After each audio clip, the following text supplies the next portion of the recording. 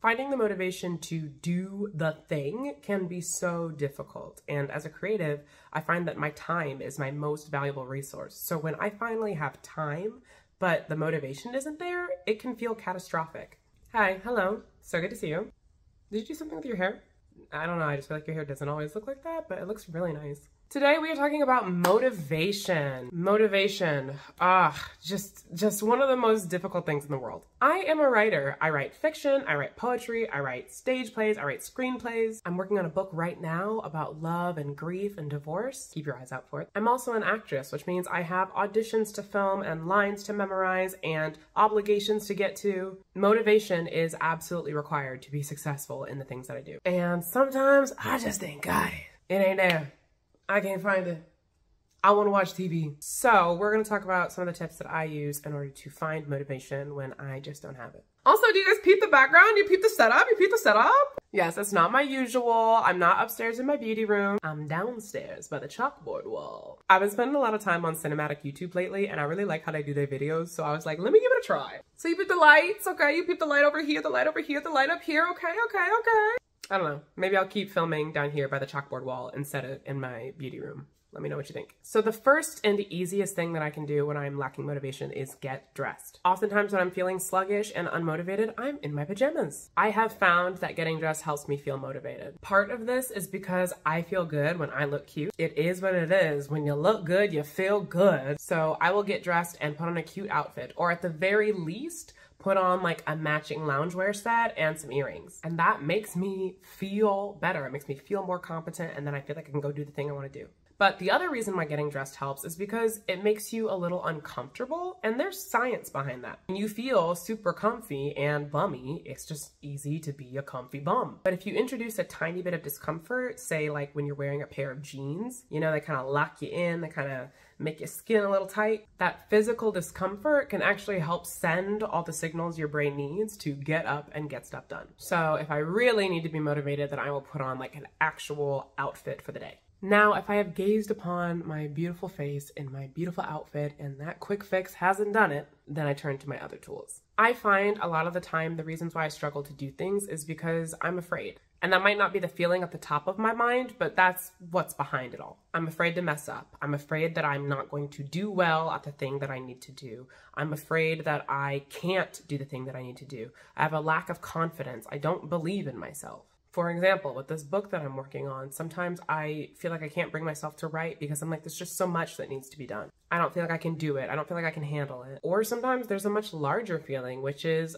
I'm afraid my book's gonna suck. I'm afraid that it's gonna tank. Nobody's gonna wanna read it. If they do read it, they're gonna think it sucks. I'm afraid I'm not gonna get it done by the deadline I've set. So let me just not do it at all? Fear can be incredibly demotivating. One tool that I find incredibly useful, especially when I'm at the outset of something, like right when I was about to start writing this book and I couldn't find the energy to start, is I did some if-then journaling. This is a tool from my therapist, and I find it incredibly helpful. When you are in a motivation rut, you can't bring yourself to do something, you write what would happen if you did this thing. Just write it all out. Get as detailed as you possibly can. And then you also write what would happen if you did not do this thing. For me, I'm a Capricorn, so I need to be realistic. So I wrote the absolute best possible scenario if I write the book, and I also wrote the worst case possible scenario if I write the book. And what I found was no matter what happened, my life was gonna suck the most if I didn't write the book. Worst case scenario, I write the book and everybody hates it. Or, I actually wrote two worst case scenarios. I write the book and literally nobody reads it. Like nobody even cares about the thing. It is absolutely unremarkable. But at least I know. I know that, first of all, I can write a book.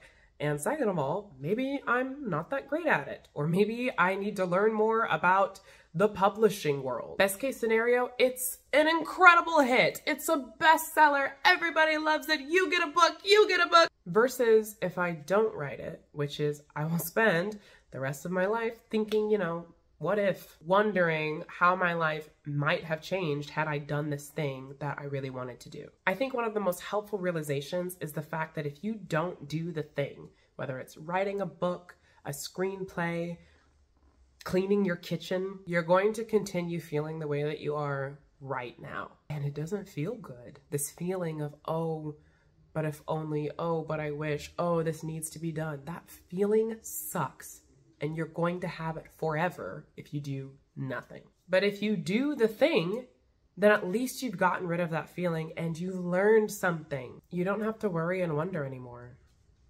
because you know. Another tool that I find incredibly helpful when I need motivation is revisiting things that I've done in the past. They say that the best motivator is doing. Doing a thing successfully makes you feel more confident and motivated to do a thing in the future. You're like, heck yeah, I got this. I will continue to got this. So when I'm feeling demotivated, when I'm feeling like I can't approach something because there's fear and anxiety and blah, blah, blah, I will turn to stuff that I've done in the past. I will revisit old writing that I know was received really well by my peers or by organizations that I've submitted it to. I'll watch my reel. It's true.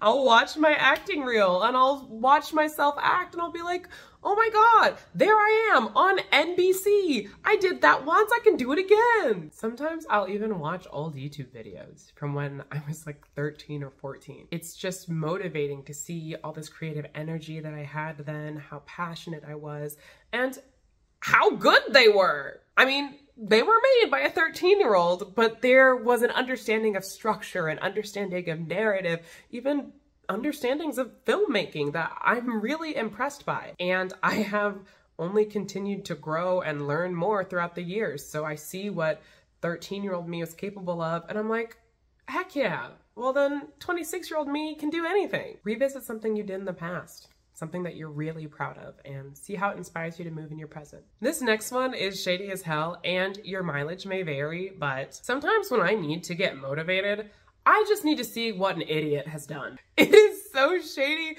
but if there's somebody that I don't like, and I see them do something successfully, that spite, oh, it motivates me. I actually stole this tip from my lawyer friends. You know, in order to become a lawyer, you have to take the bar exam, which is very difficult and very rigorous, and it can be very hard to get motivated and believe in yourself when that test comes up. So my lawyer friends told me that a common way to gain confidence is to look up a lawyer that you think is an idiot who passed the bar and use them as your motivation. And you know what? I think that's lovely, okay?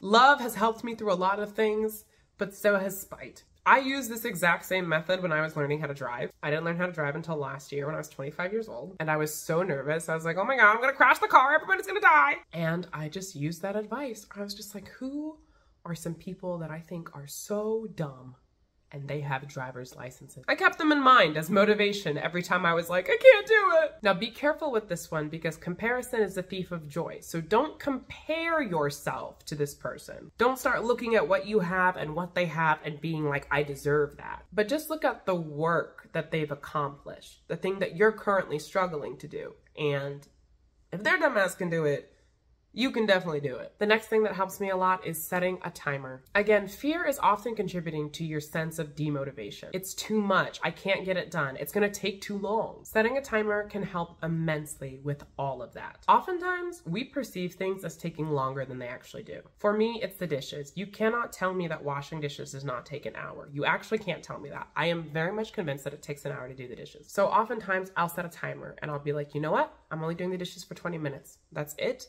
That's all I have to give, and what gets done, gets done. Tell me why I set that 20-minute timer, and I always be done before it go off. Tell me why I be standing around, twiddling my freaking thumbs, freaking scratching my back, like, what do I do with this extra 5 minutes?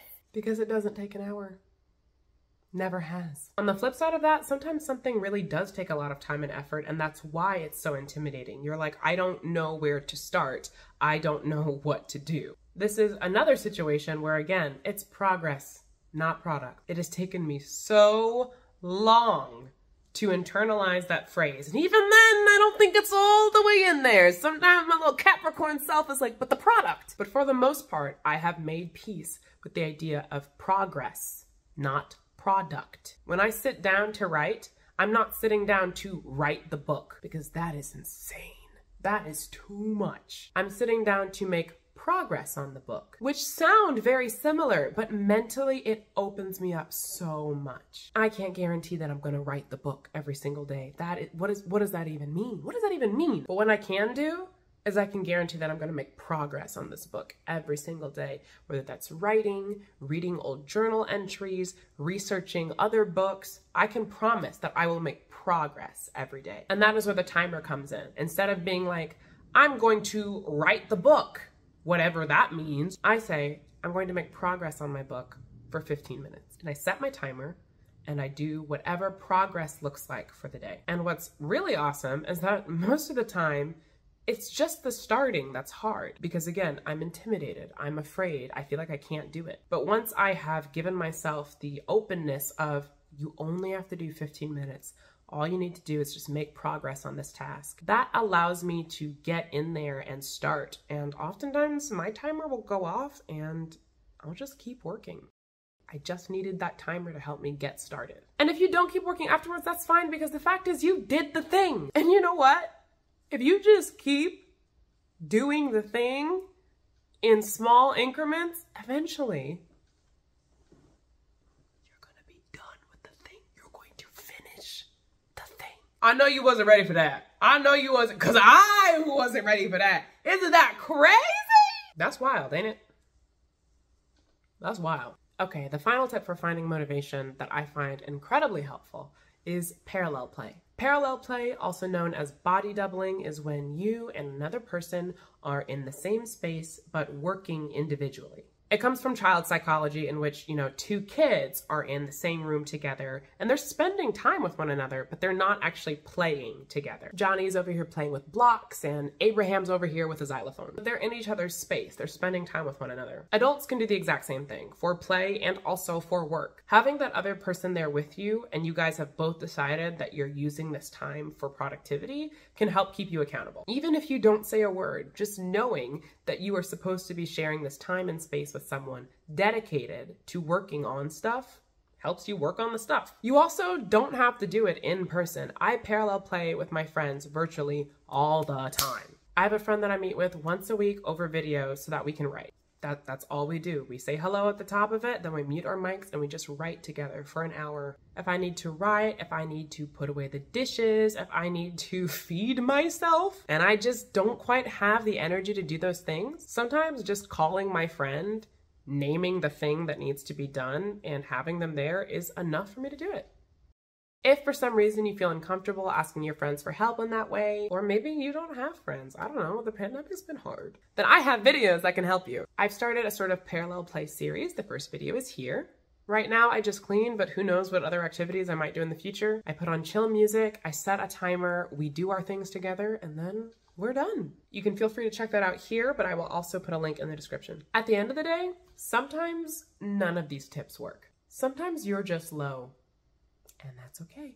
What I think is important is that when none of the above work, when you just don't got it, interrogate that. If you are completely unmotivated and there is no way to get it, where is that coming from? Where might you have an unfulfilled need that is keeping you from being able to do these other things? Have you been sleeping well? Have you been eating the past few days? Is there something big coming up that's on your mind and taking up mental space? You might have to go deal with some other things first and then revisit the thing you're trying to get motivated to do later. Sometimes that's just life.